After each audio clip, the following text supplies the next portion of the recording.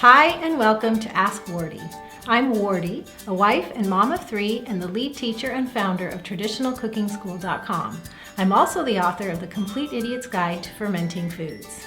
Ask Wardee is the weekly show devoted to your niggling questions about traditional cooking. Maybe it's your sourdough starter, your sauerkraut, superfoods, broth, or anything else to do with traditional cooking. That's what we talk about. You can catch Ask Wardee live each Wednesday at 10 a.m. Pacific, that's 1 p.m. Eastern, or through the podcast or video replays at askwardee.tv. And now let's get to today's show.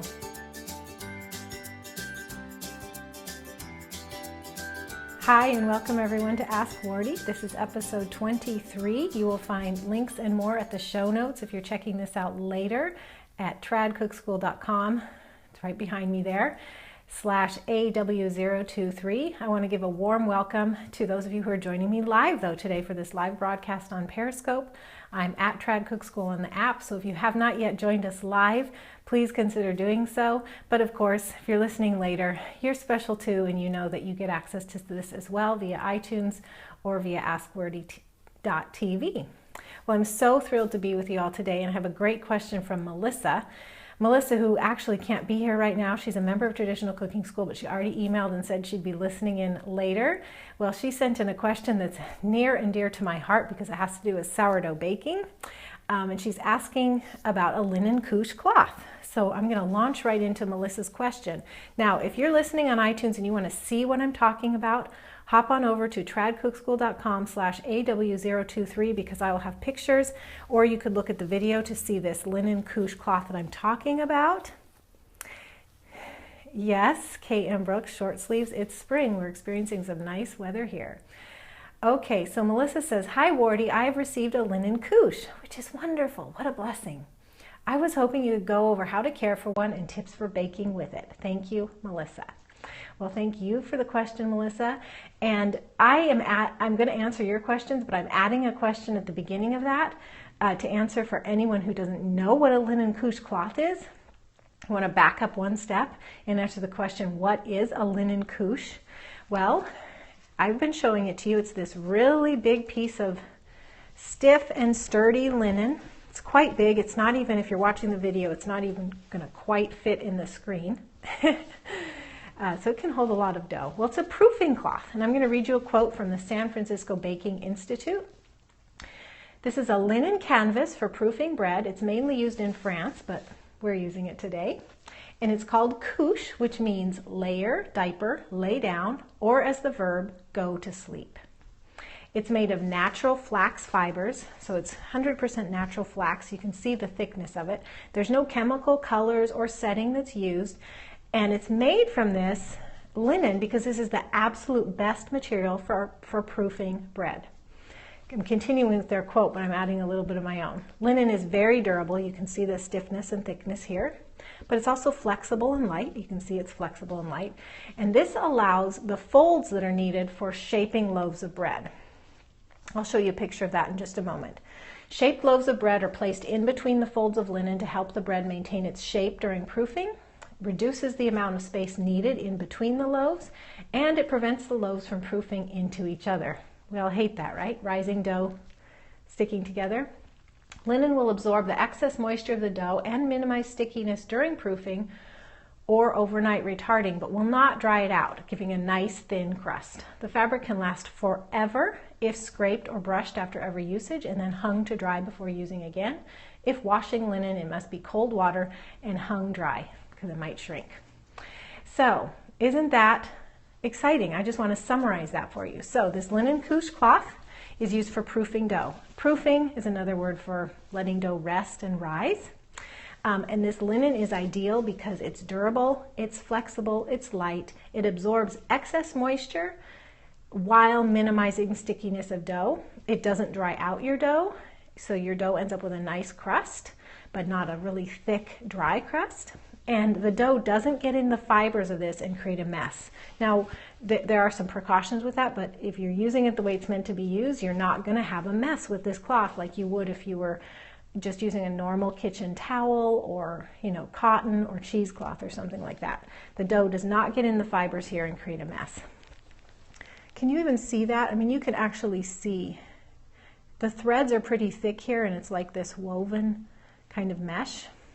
It's actually a fabulous cloth to feel and touch. So, and like this quote said, it can last you forever. So yeah, it's kind of pricey. I mean, I think mine was like $25 for this thing, but it can last you forever. And as I wrote in my email this morning, if you read it when I invited you here, a linen couche cloth for me is one of my favorite things to use in the kitchen. I just feel so lovely when I'm using this. And I think if you have one or if you get one, you'll feel the same way too. So that answers the question, stepping back, what is a linen cloth, a linen couche cloth, and the possibilities. And those of you who are listening here, thank you for the comments that are coming in and for the hearts. I really appreciate it. Now let's go on to Melissa's questions about tips for using it and how to care and clean it. So number 2, tips for using it.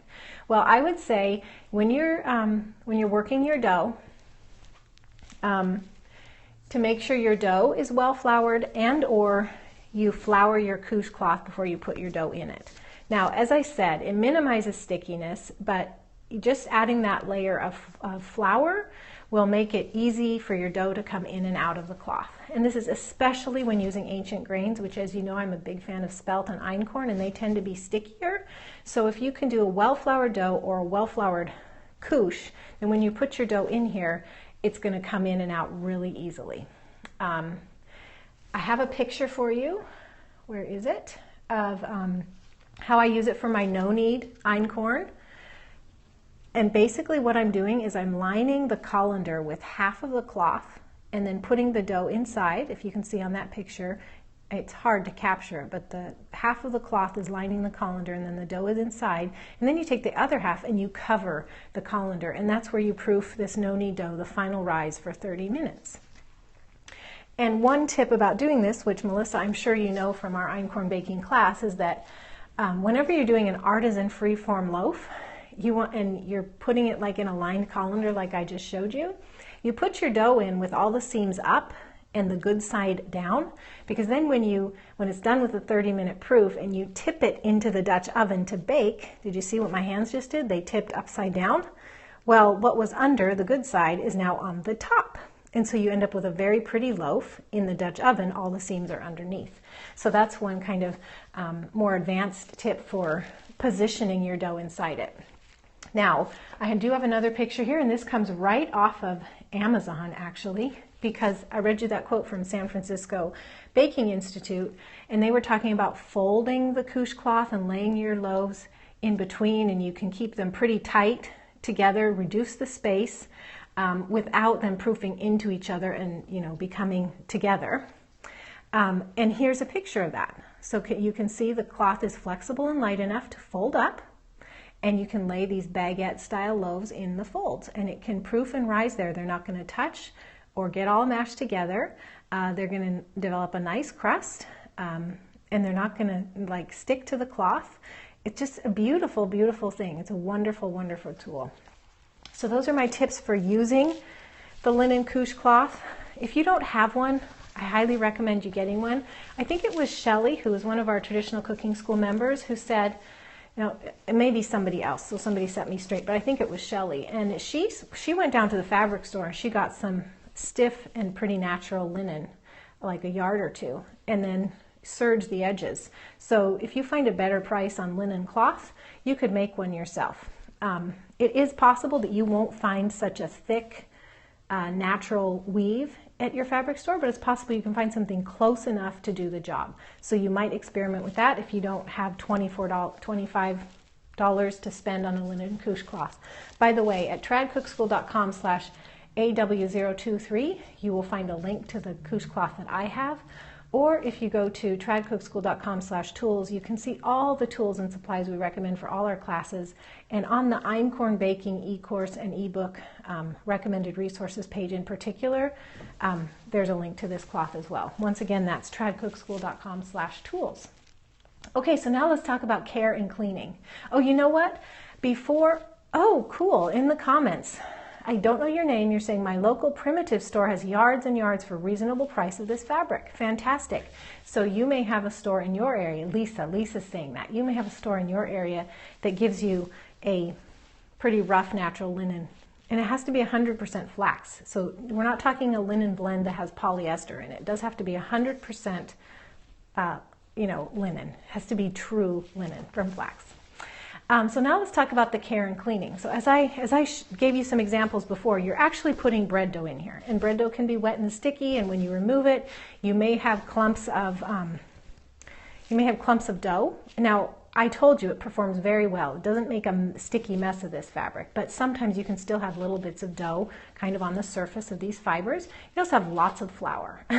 So when you take your dough out, the best thing is, go outside or, over the compost or the garden bed or something where you can make use of this. Just shake it out because it's going to be floury. If there's bits of wet dough that you can't get off, don't work on it.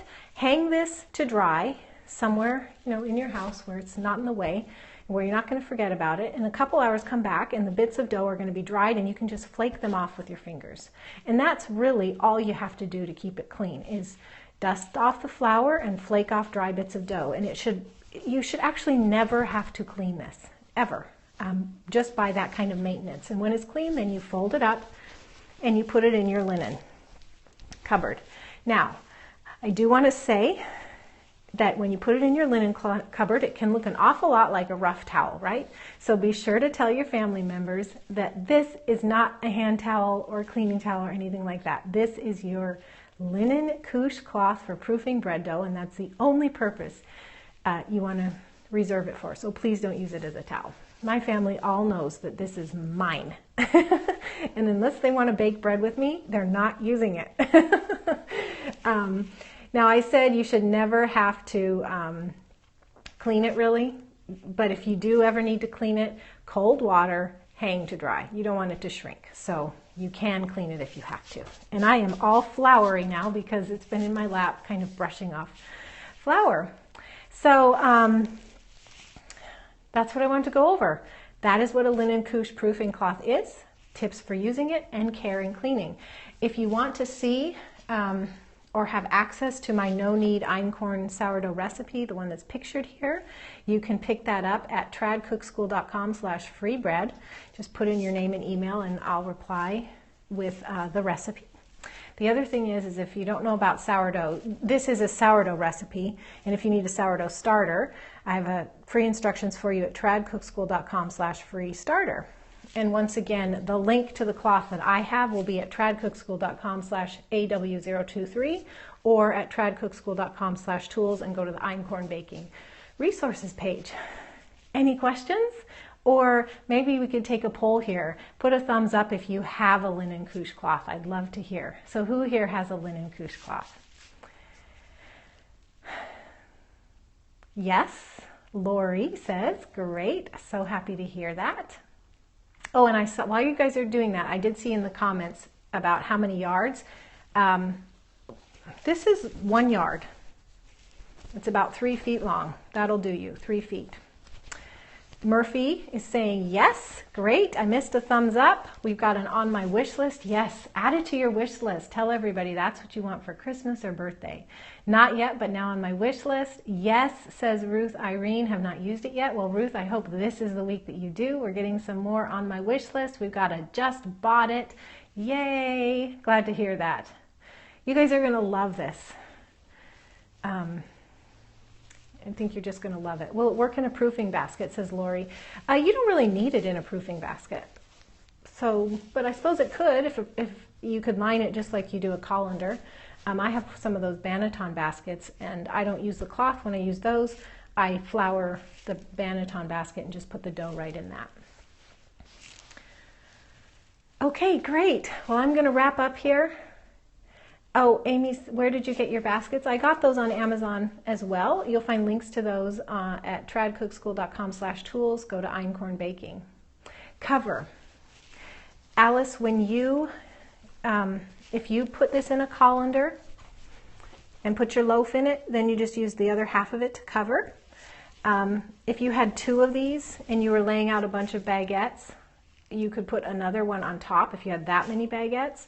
Or if you lay out your baguettes between folds on 1/2 and then fold the other half over the top. So if you're frugal with your usage of this, you could just get by with 1 yard of it and cover and use it. And I'm getting some great gift ideas. Thanks. Well, you all are so welcome. Thank you so much for coming to Ask Wardee. Remember, check out the replay within 24 hours.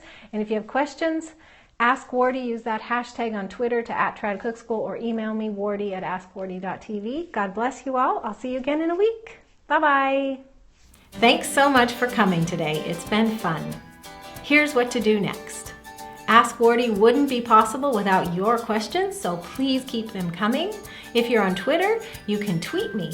Use the handle @TradCookSchool with your question and include the hashtag AskWardee. Or you can email me, wardee@askwardee.tv. To get the show notes, links I mentioned, or even to catch up on past episodes, just go to askwardee.tv. To join the fun of the live video recording of Ask Wardee each week, be sure to follow me @TradCookSchool on the Periscope app, or go to periscope.tv/TradCookSchool. We're live every Wednesday at 10 a.m. Pacific, that's 1 p.m. Eastern. And finally, you can subscribe to Ask Wardee as a podcast using iTunes, the podcast app, or Stitcher. If you're on a mobile device, just search for Ask Wardee right in the app. If you're on a desktop or laptop, just go to tradcookschool.com/awitunes for Ask Wardee iTunes. And while you're there, please leave a rating or review. I love to read your comments, and your feedback helps others who are interested in traditional cooking find my podcast too. Thanks so much, and I'll see you next week.